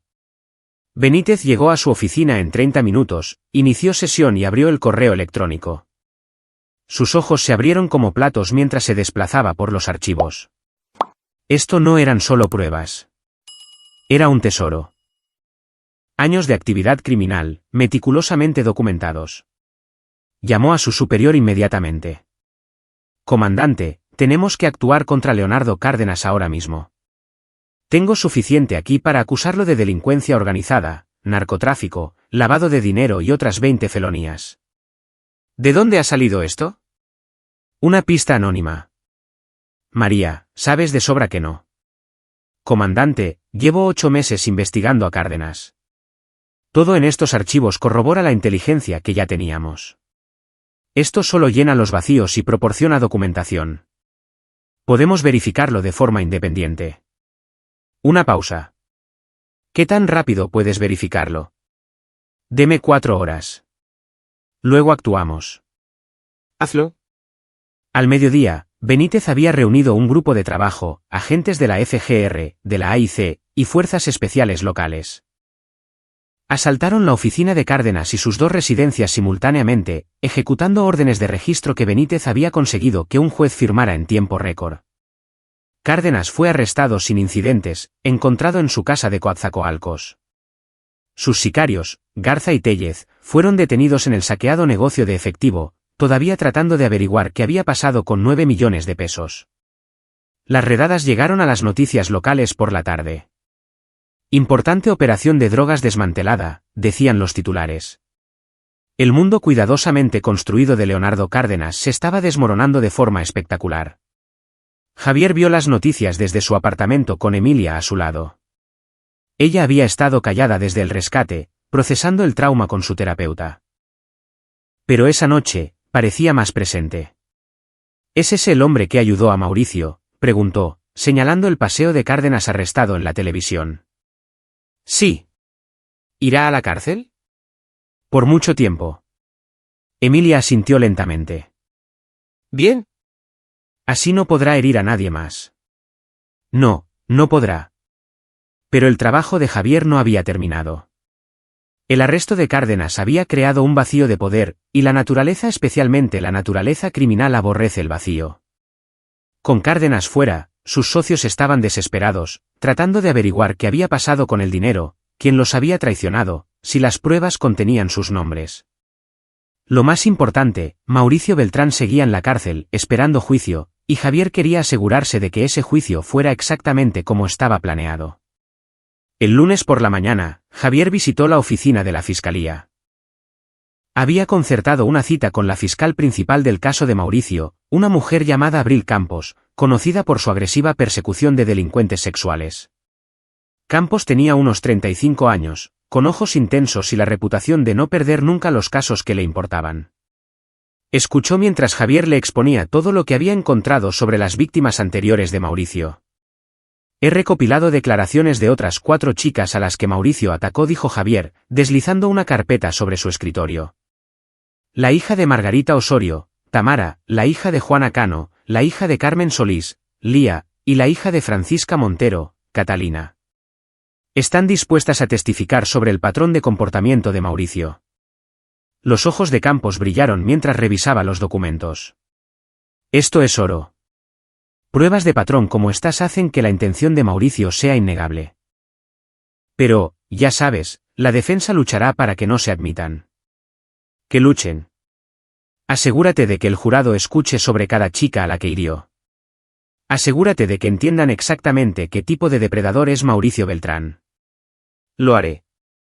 Pero señor Ramos, tengo que preguntar, ¿cómo consiguió toda esta información? Algunas de estas chicas nunca presentaron denuncias formales. Hablé con ellas. Les expliqué que sus historias podrían ayudar a proteger a otros niños. Aceptaron presentarse. Hizo un trabajo de detective que la policía debería haber hecho. Hice lo que tenía que hacer. Mauricio operó durante años, hiriendo a chicas vulnerables mientras el sistema no lograba detenerlo. Alguien tenía que conectar los puntos. Campos se reclinó. No me quejo. Me ha entregado un caso que puedo procesar eficazmente. Mauricio Beltrán va a pasar décadas en la cárcel.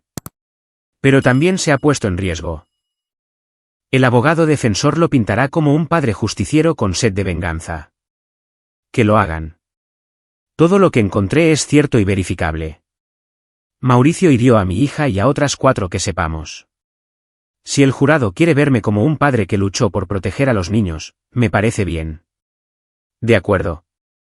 Campos sonrió sombríamente. Enterremos a este bastardo. El juicio comenzó 6 semanas después. El abogado defensor de Mauricio, un abogado hábil y caro llamado Ricardo Montes, intentó todos los trucos para que el caso fuera desestimado o las pruebas suprimidas. Pero Abril Campos era mejor. Comenzó con el testimonio de Emilia. Emilia subió al estrado con un valor tranquilo, describiendo la llamada telefónica, las amenazas, el terror de estar atrapada en su habitación mientras hombres borrachos discutían sobre agredirla. El jurado estaba visiblemente perturbado. Luego, Campos presentó a las otras víctimas una por una. Tamara Osorio describió cómo se escapó para huir de Mauricio. Lía Solís habló de su intento de suicidio y de la culpa que todavía sentía. Catalina Montero explicó las pesadillas que aún la atormentaban. Al tercer día de testimonio, varios miembros del jurado estaban llorando. Mauricio se sentó en la mesa de la defensa, pareciendo más pequeño de lo que realmente era, tratando de parecer compasivo, pero no había forma de esconderse del peso acumulado del testimonio. Javier asistió todos los días, sentado en la galería donde Mauricio podía verlo. Cada vez que Mauricio miraba hacia atrás, Javier se encontraba con sus ojos con una intensidad fría e inquebrantable. Una promesa. Estoy aquí. Te estoy observando. Nunca escaparás de lo que hiciste. El jurado deliberó durante 4 horas. Culpable de todos los cargos. En la sentencia, la jueza Ruiz le dio a Mauricio la pena máxima, 15 años por los crímenes contra Emilia, más tiempo adicional por cada una de las otras víctimas que testificaron. Total, 43 años de prisión. Señor Beltrán, dijo la jueza con frialdad, usted es un depredador que atacó a niños vulnerables con cálculo y malicia. No mostró remordimiento, ni conciencia, ni humanidad. Espero que pase cada día de su sentencia comprendiendo las vidas que destruyó y el dolor que causó. Este tribunal no siente ninguna simpatía por usted. Mauricio fue conducido con grilletes. Miró hacia atrás una vez, encontrando a Javier entre la multitud. Lo que sea que vio en el rostro de Javier lo hizo palidecer y apartar la vista rápidamente. Fuera del juzgado, las familias de las víctimas se reunieron. Margarita Osorio apartó a Javier, con lágrimas corriendo por su rostro. Gracias, susurró. Cuando llamaste, cuando le pediste a Tamara que testificara, estaba aterrorizada. Pero le prometiste que importaría, que su historia ayudaría a proteger a otras chicas. Y así fue. Su hija es increíblemente valiente, dijo Javier. Todas lo son. Aprendieron de Emilia. Vieron su coraje y encontraron el suyo propio. Margarita le apretó la mano. Hiciste más que salvar a tu hija. Las salvaste a todas.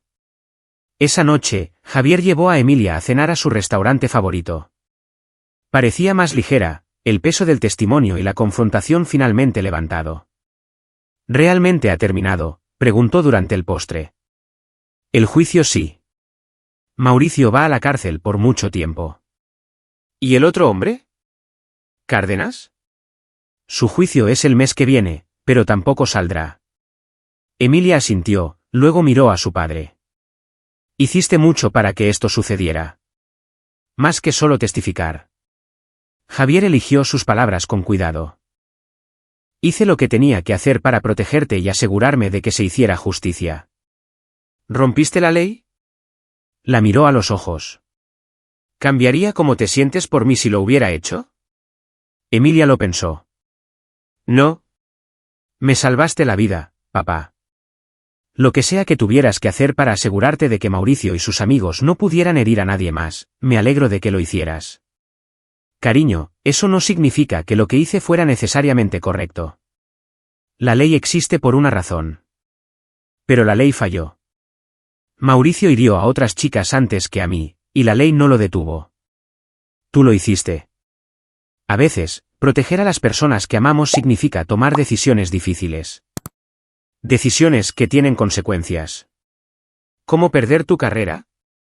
Javier arqueó una ceja. ¿Qué te hace pensar que perdería mi carrera? Tengo 14 años, no soy tonta. Sé que hiciste cosas que no se supone que debías hacer. Carlos, Roberto y Tomás te ayudaron. Si alguien se entera, entonces nos ocuparemos de ello. Pero Emilia, quiero que entiendas algo. Extendió la mano sobre la mesa, tomándola de ella. Lo volvería a hacer. Cada cosa, cada riesgo, cada elección. Porque eres mi hija, y nada en este mundo importa más que mantenerte a salvo. Los ojos de Emilia se llenaron de lágrimas. Te quiero, papá. Yo también te quiero, pequeña. Siempre. Capítulo 8. Consecuencias y complicaciones. Llamaron a la puerta de Javier a las 6 de la mañana de un martes, 3 semanas después de la sentencia de Mauricio. La abrió y encontró a la detective Benítez de pie con 2 agentes de la AIC y una expresión sombría. Señor Ramos, tenemos que hablar. Javier se hizo a un lado, dejándolos entrar. Emilia todavía dormía. Se aseguraría de que esta conversación tuviera lugar sin que ella la oyera. Se sentaron en su pequeña sala de estar, la tensión era palpable. Benítez habló primero. Las pruebas que recibí contra Leonardo Cárdenas, la pista anónima. La FGR las ha estado analizando, rastreando sus orígenes, y Javier mantuvo su voz neutral. Y encontraron anomalías. Se accedió a los archivos desde el ordenador de Cárdenas a una hora específica, las 11:37 de la noche del 18 de septiembre. Las imágenes de seguridad del edificio de Cárdenas no muestran a nadie entrando o saliendo alrededor de esa hora, pero el sistema tiene un vacío de 15 minutos en las grabaciones. Conveniente. Quizás Cárdenas le dio los archivos a alguien él mismo. Quizás estaba intentando hacer un trato. Eso es lo que pensamos al principio, dijo uno de los agentes de la AIC. Era joven, intenso, con la energía celosa de alguien que está construyendo una carrera. Pero Cárdenas lo ha estado negando desde el primer día. Dice que entraron en su oficina, que accedieron a su ordenador sin su conocimiento. Suena a un criminal tratando de evitar la responsabilidad de sus actos. Probablemente, dijo Benítez. Excepto que hay más. Esa misma noche, el negocio de efectivo de Cárdenas fue robado. 9 millones de pesos, desaparecidos. 2 guardias de seguridad fueron agredidos con armas no letales. La sofisticación de la operación sugiere entrenamiento militar. Javier no dijo nada. También encontramos pruebas de fibras en ambas escenas, dijo la otra agente de la AIC. Era mayor, más experimentada, y observaba a Javier con ojos calculadores. Tejido consistente con ropa táctica de grado militar. Y en el negocio de efectivo, encontramos una única huella dactilar en uno de los casquillos de un proyectil de beanbag. Una huella parcial. No es suficiente para una coincidencia por sí sola, pero es interesante. ¿Interesante cómo? Porque es consistente con alguien que tiene experiencia militar, que sabe cómo operar en entornos de alto estrés, que tendría acceso a equipo especializado. Benítez se inclinó hacia adelante.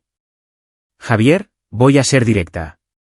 Creemos que usted y miembros de su unidad llevaron a cabo una operación ilegal contra los negocios de Leonardo Cárdenas. Creemos que robó las pruebas que me dio. Y creemos que cometió múltiples delitos graves en el proceso. ¿Puede probar algo de eso? Todavía no admitió la agente mayor de la AIC. Pero estamos construyendo un caso. Hemos interrogado a los miembros de su unidad, comprobado sus coartadas, revisado sus movimientos. Hasta ahora, la historia de todos cuadra, pero quizás un poco demasiado perfectamente. Suena a que tienen una teoría, pero no pruebas. Las pruebas se pueden desarrollar. La voz de la gente más joven tenía un filo. Estamos preparados para ofrecerle un trato, señor Ramos. Cooperación total. Cuéntenos todo lo que pasó y recomendaremos cargos reducidos. Libertad condicional en lugar de tiempo en prisión. Eso es generoso, considerando que acaba de admitir que no tiene pruebas de que yo haya hecho nada malo. Obtendremos las pruebas, dijo el agente. Es solo cuestión de tiempo. Y cuando lo hagamos, no le gustará el resultado. Se enfrenta a allanamiento de morada, agresión, robo, interferencia en una investigación federal. Eso son décadas en prisión. Javier dejó que el silencio se prolongara. Luego, ¿estoy bajo arresto? No, dijo Benítez. Todavía no. Pero le pido, como alguien que respeta lo que hizo por su hija, que no empeore las cosas. Si hizo lo que creemos que hizo, asúmalo. Acepte el trato. Detective, aprecio la advertencia, pero no he hecho nada malo. Si quieren perder el tiempo investigándome en lugar de procesar a los verdaderos criminales que arrestaron, es su elección. Pero no voy a confesar crímenes que no cometí. Los agentes intercambiaron miradas. La mayor se levantó. Estaremos en contacto, señor Ramos. Piense cuidadosamente en sus próximos movimientos. Después de que se fueran, Javier se quedó en la ventana, viendo cómo su coche se alejaba. Esta era la complicación que había anticipado pero esperaba evitar. La ley no solo perseguía a los criminales. A veces venía a por las personas que se tomaban la justicia por su mano. Necesitaba hablar con su equipo. Carlos, Roberto y Tomás se reunieron con él en un lugar seguro fuera de la base, un trastero que habían alquilado con un nombre falso. Los 4 hombres se pararon en la vacía sala de metal, sus voces resonando en las paredes. Están construyendo un caso, dijo Javier. Nada sólido todavía, pero están investigando. Sabíamos que esto era posible, dijo Roberto con calma. Lo planeamos. ¿Lo planeamos lo suficientemente bien?, preguntó Tomás. Porque si hacen que uno de nosotros hable, caemos todos. Nadie va a hablar, dijo Carlos bruscamente. Todos conocíamos los riesgos. Todos estuvimos de acuerdo. No estoy cuestionando la determinación de nadie, aclaró Tomás. Estoy diciendo que necesitamos estar preparados para la presión. La FGR es buena encontrando grietas y explotándolas. Entonces no les demos grietas, dijo Javier. Nuestras historias se mantienen consistentes. Todos teníamos una coartada esa noche. Roberto estaba en casa con su esposa. Carlos estaba en un bar con testigos. Tomás estaba en el cine. Y yo estaba en la base, registrado en mis aposentos a las 9 horas. Las coartadas solo aguantan un escrutinio ligero, advirtió Roberto. Si presionan mucho, empiezan a sacar imágenes de seguridad, a revisar los registros de las torres de telefonía. No encontrarán nada. Fuimos cuidadosos. Sin teléfonos durante la operación. Transacciones solo en efectivo. Vehículos alquilados con identidades falsas. Hicimos esto bien. ¿Y las pruebas que entregamos?, preguntó Carlos. Si rastrean cómo se accedió a esos archivos. Los archivos muestran la propia negligencia de Cárdenas. Guardó años de pruebas criminales en un portátil sin seguridad. Alguien podría haber accedido remotamente, podría haber sobornado a uno de sus empleados, podría haberlo conseguido de una docena de formas diferentes. No pueden probar que fuimos nosotros a menos que lo admitamos. Así que nos mantenemos en silencio, dijo Tomás. Nos mantenemos en silencio, confirmó Javier. No importa qué presión ejerzan, no importa qué tratos ofrezcan. Hicimos lo que hicimos porque era necesario, y ahora nos protegemos mutuamente. Pero la FGR no había terminado. Durante el mes siguiente, la presión se intensificó. Los agentes interrogaron a Emilia, preguntándole si su padre había parecido diferente en la época del robo, si había estado fuera a horas inusuales, si había mencionado algo sobre Cárdenas. Emilia, inteligente, valiente Emilia, no les dio nada. Mi padre trabaja muchas horas. Es un infante de marina. No sé lo que hace a cada minuto. Interrogaron a Cristina, que había completado su terapia ordenada por el tribunal y estaba reconstruyendo lentamente su relación con Emilia a través de visitas supervisadas. No tenía información útil. Javier la había mantenido completamente al margen de sus planes. Incluso rastrearon a Margarita Osorio y a las familias de las otras víctimas, buscando conexiones, señales de que Javier había hecho más que simplemente alentar el testimonio. Nada cuajó. Cada pista terminaba en un callejón sin salida. Cada testigo era consistente. Cada coartada se mantenía. Pero Javier sabía que la investigación no había terminado. La FGR tenía recursos, paciencia y una terquedad institucional. Seguirían investigando hasta que encontraran algo o fueran reasignados a casos más urgentes. La pregunta era, ¿qué sucedería primero? La respuesta vino de una dirección inesperada. 6 semanas después de la visita inicial de la AIC, comenzó el juicio de Leonardo Cárdenas. Abril Campos había sido elegida para coprocesar junto a los fiscales federales, y las pruebas eran abrumadoras. Pero durante el juicio, algo se rompió. Aarón Garza, uno de los sicarios de Cárdenas, aceptó un acuerdo con la fiscalía. A cambio de cargos reducidos, aceptó testificar sobre las operaciones de Cárdenas, incluyendo información sobre el robo. Cárdenas estaba seguro de que fue un trabajo interno, testificó Garza. Pensó que alguien en su organización lo traicionó. Pero luego se volvió paranoico, empezó a pensar que fue el tipo del ejército. El padre de esa chica a la que Mauricio amenazó. ¿Tenía el señor Cárdenas pruebas de eso?, preguntó el fiscal.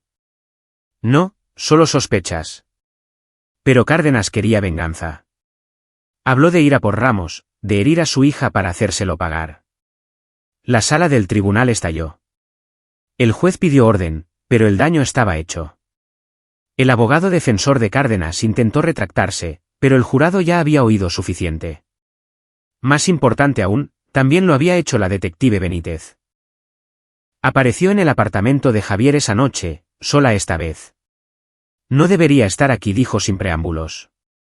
Lo que estoy a punto de decirle podría acabar con mi carrera. Entonces no me lo digas. Cárdenas planeaba herir a Emilia.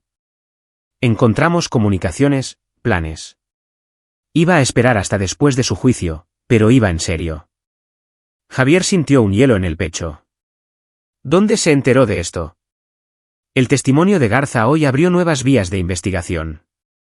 Registramos de nuevo la propiedad de Cárdenas, encontramos mensajes cifrados en un teléfono desechable. La expresión de Benítez era preocupada. Si no hubiera actuado cuando lo hizo, si no hubiera desmantelado la operación de Cárdenas, creo que Emilia habría estado en peligro real. Me está diciendo que debería sentirme justificado. Le estoy diciendo que a veces la ley es demasiado lenta. A veces el sistema falla.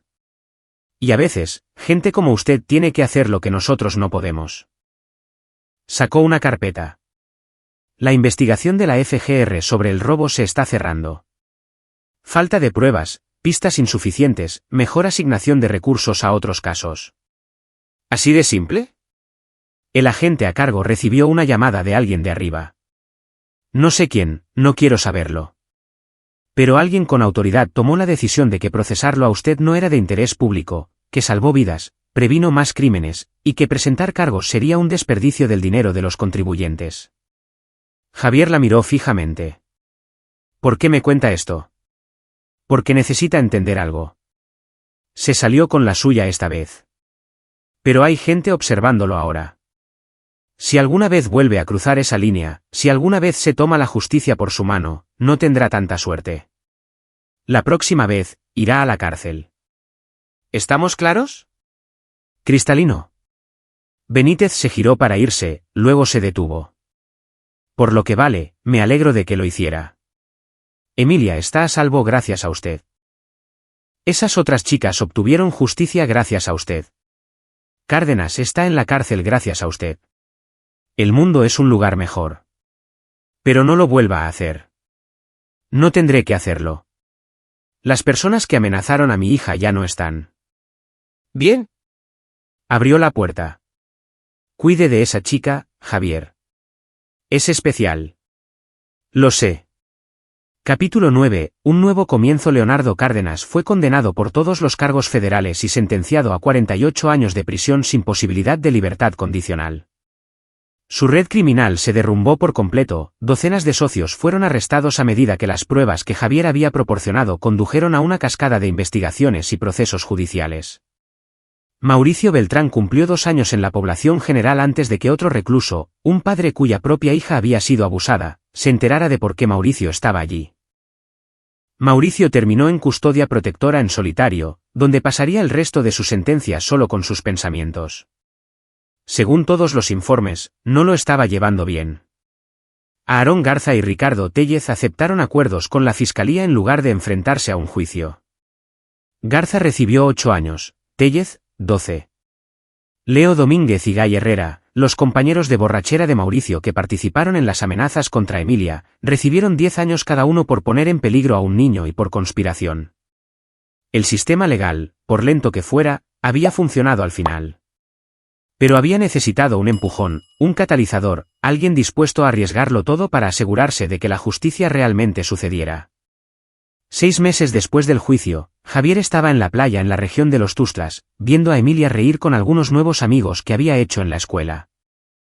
Se había adaptado notablemente bien, superando su trauma con una terapeuta experta y encontrando una fuerza que no sabía que tenía. Carlos se unió a él, ambos hombres en ropa de civil, disfrutando de un raro día libre. Se ve bien, observó Carlos. Está mejorando. A veces todavía tiene pesadillas. Pero está sanando. ¿Y tú? Javier consideró la pregunta. Estoy bien.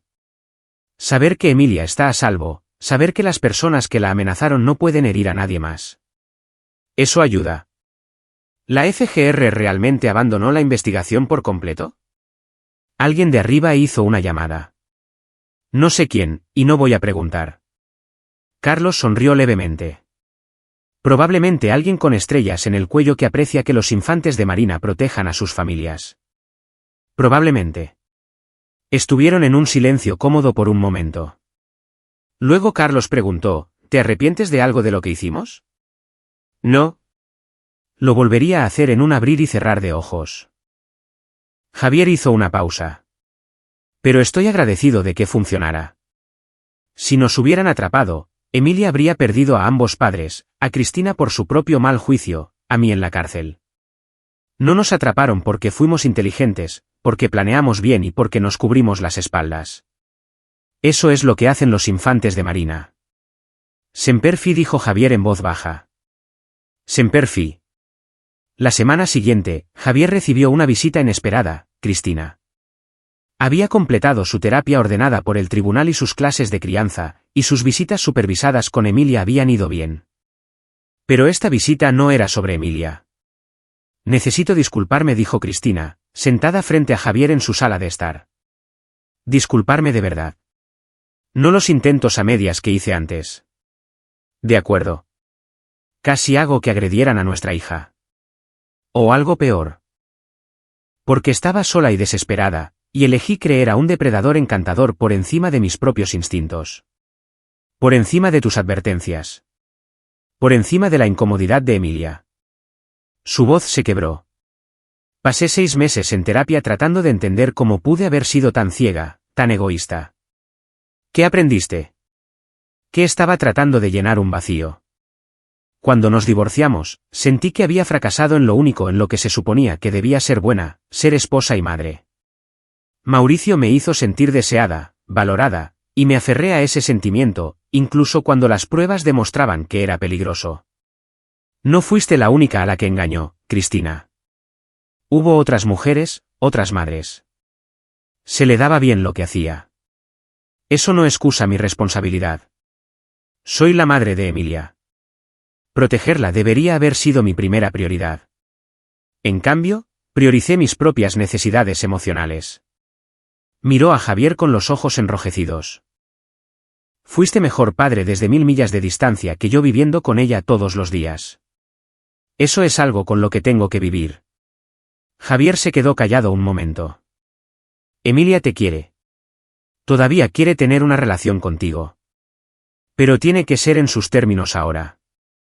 Lo sé. Y estoy agradecida de que incluso esté dispuesta a verme. Cristina se secó los ojos. Oí lo del juicio de Cárdenas, sobre el testimonio de que planeaba herir a Emilia. Sí. ¿Hiciste? Se detuvo. No importa. No quiero saberlo. Pero si hiciste algo ilegal para protegerla, me alegro. Está viva y a salvo gracias a ti. Está viva y a salvo porque tuve los recursos y el entrenamiento para responder cuando llamó.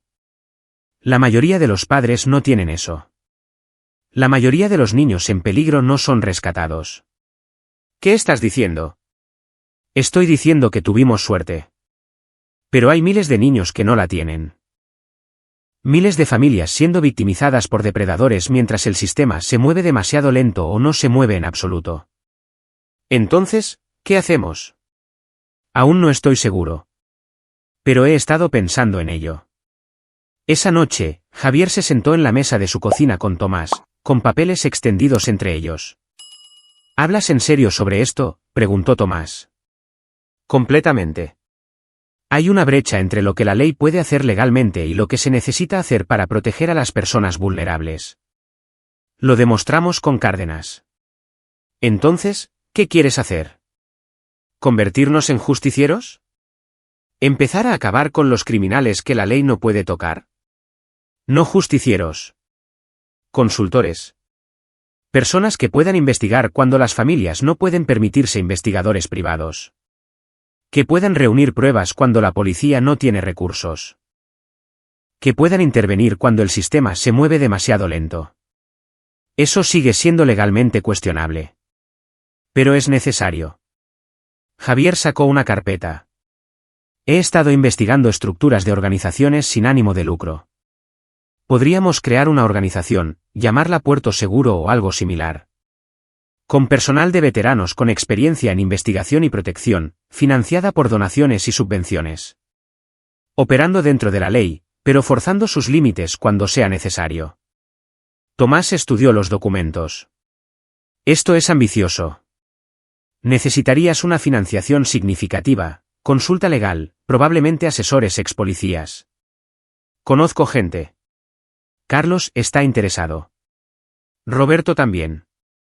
Tú serías vital para el lado de la inteligencia.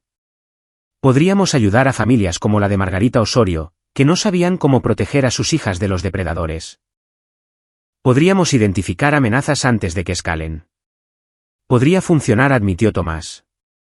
Pero es arriesgado. Estarías bajo un escrutinio constante. No me importa. Emilia está a salvo ahora, pero hay otras Emilias por ahí.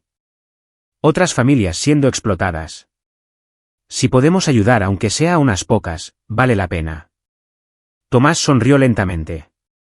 ¿Sabes qué? Cuenta conmigo. ¿Cuándo empezamos?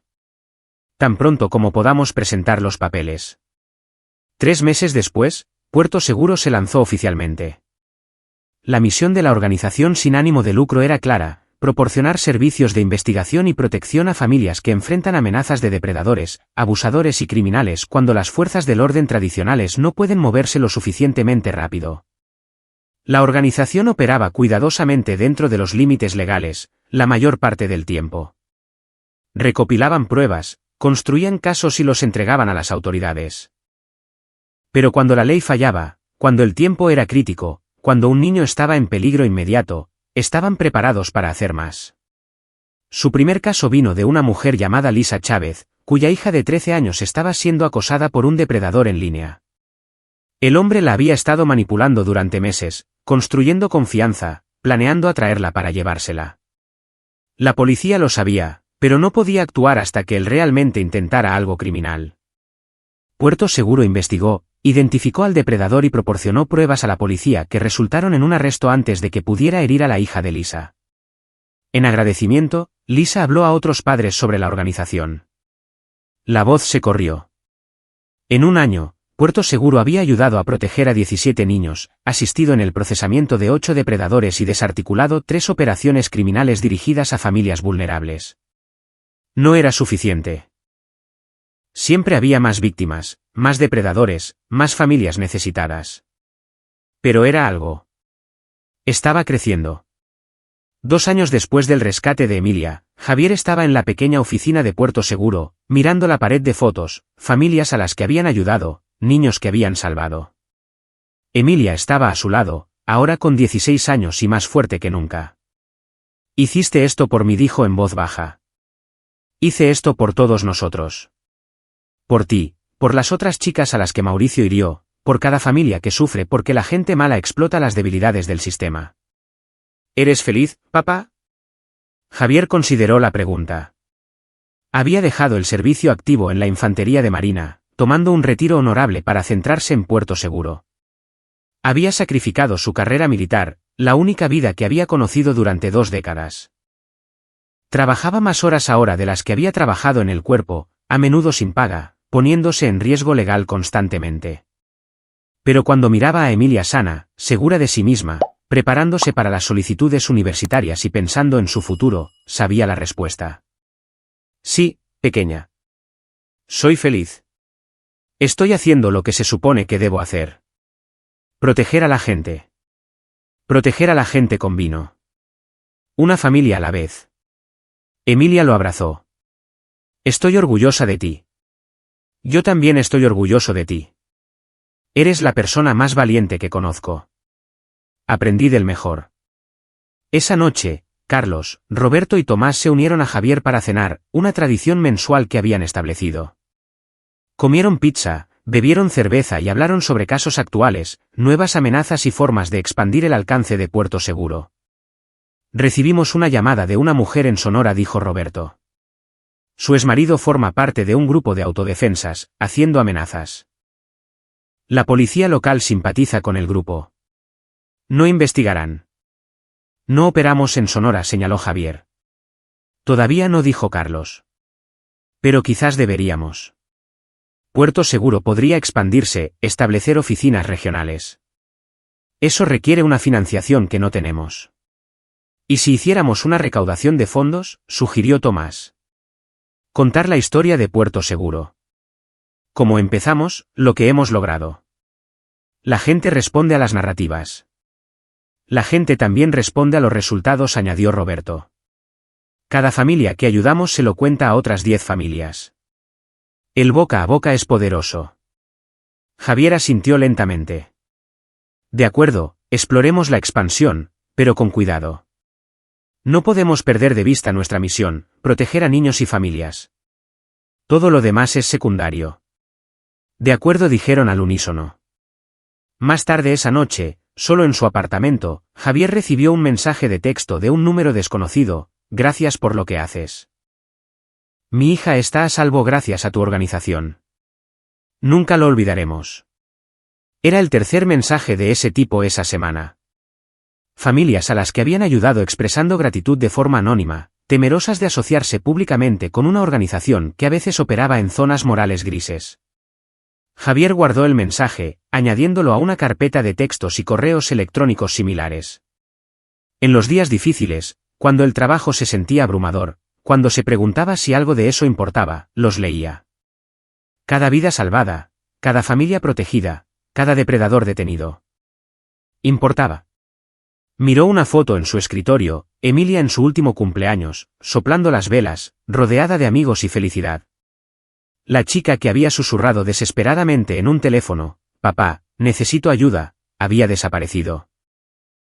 En su lugar había una joven que sabía que su padre siempre vendría por ella, sin importar qué. Y si otras familias necesitaban esa misma certeza, esa misma protección, Puerto Seguro estaría allí. Siempre. Epílogo. 5 años después de esa aterradora llamada telefónica, Emilia Ramos se graduó de la Universidad Veracruzana UV con un título en trabajo social. Durante su discurso de graduación, habló sobre la resiliencia, sobre encontrar fuerza en el trauma, sobre la importancia de proteger a las personas vulnerables. Mencionó Puerto Seguro, aunque no por su nombre, y el trabajo que su padre hacía para ayudar a familias en crisis. Hizo un llamado a sus compañeros graduados para que encontraran sus propias formas de hacer el mundo más seguro, más amable, más justo. Javier observaba desde el público, rodeado por Carlos, Roberto, Tomás y Cristina, quien había reconstruido su relación con Emilia lentamente y se había ganado de nuevo una medida de confianza. Su hija había sobrevivido, prosperado y encontrado un propósito en su trauma. Iba a estar bien, mejor que bien. Iba a ser extraordinaria. Después de la ceremonia, mientras Emilia posaba para fotos con amigos, el teléfono de Javier vibró. Un nuevo caso. Una madre en Martínez de la Torre cuya hija estaba siendo manipulada por su entrenador de baloncesto.